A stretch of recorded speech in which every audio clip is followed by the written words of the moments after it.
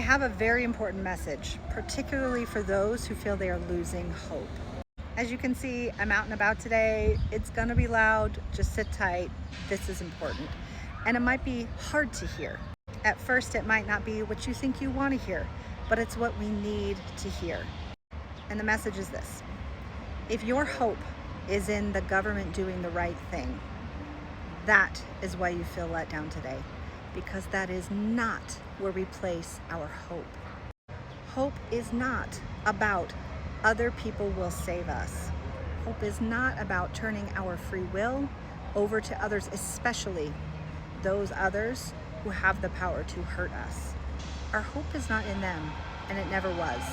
Now, I'm going to say something that's even harder to hear for some of you, but many of you who've placed your hope in the government or in some other person, people, organization to save us, and you've just been let down again, I want you to look to those times in your life where you have been in that pattern.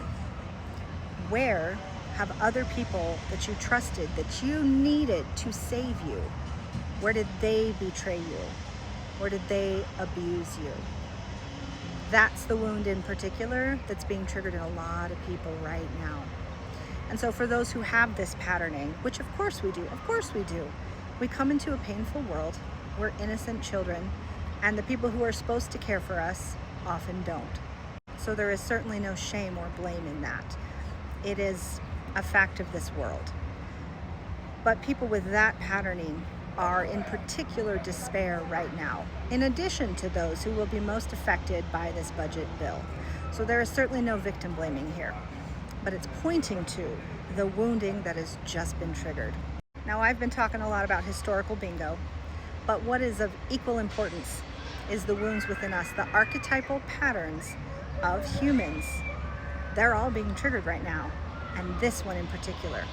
And so the potential in this wound, why it's being triggered, why it's happening so much, is because it's getting us into that shadow where we're unaware of how many times people we have been dependent on or reliant on have hurt us the most. That is what's being brought up right now. And so as we go into it and unpack it and see it for what it is, then we can break the cycle. Now, what I mean by that is the cycle begins within us. The cycle breaking begins within us. When we realize that this is unconsciously what we've been doing, we can see that our hope never was with them. And we can stop making our hope dependent on what they're gonna do. They're not here to save us, but the more we try to force them to be responsible for our safety, the more they have the potential to hurt us, and the more we get let down.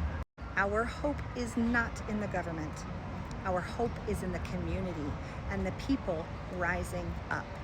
And that is fantastic news. That is fantastic news. The government is just one body full of plenty of people who don't give a shit about us. But we, the people, are hundreds of millions of people strong. Individually, I don't have the skills to fight all of it. No one does. Individually, no one has the skills to fix this problem. But when you combine millions of us who are fed up, who are angry, who are scared, who are hurt, between all of us, we have the skills, we have the power, we have networks that are just beginning to form as we realize the scope of the devastation.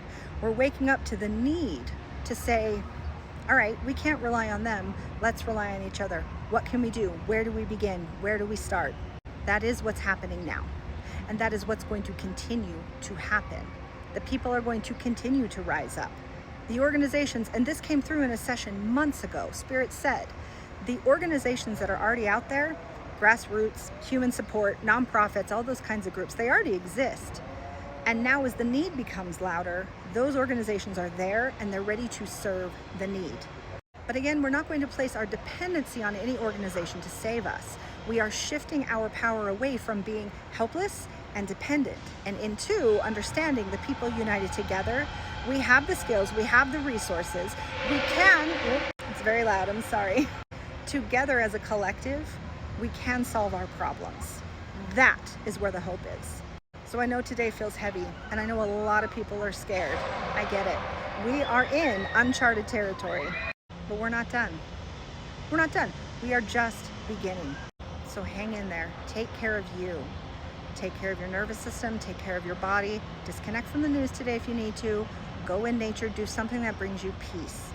We can take time to disconnect, regroup, take care of you, so that when it's time to get moving again, you will have the strength to do so. And you can do so knowing that we are removing our dependency from them. And we are moving into an era of humanity where we as a people take care of each other. We solve collective problems. We stand up for each other. That is the future we're headed to. And it could not have happened without the devastation that makes us realize how dependent we are on systems that don't care about us. That awakening has happened now. So dry your eyes. I'm sending you a big old hug, all the love in the world. It's gonna be a sweaty hug today, so I'm outside, but I'm sending you all the love in the world, and all the 4 a.m. Club is with you. And there are wonderful creators creating great content today to help you through this. We are in this together.